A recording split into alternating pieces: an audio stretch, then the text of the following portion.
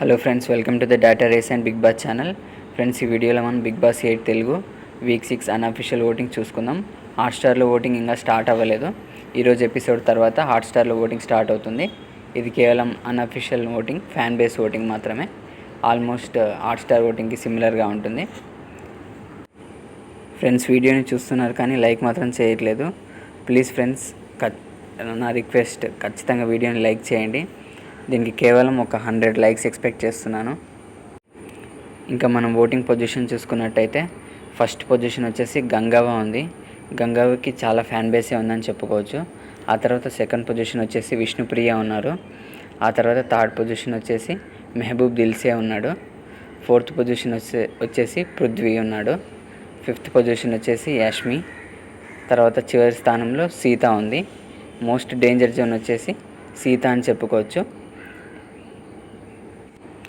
ఈ ఓటింగ్స్ని బట్టి week 6 eliminated contestant Sita అని అర్థమవుతుంది. Okay friends, thank you.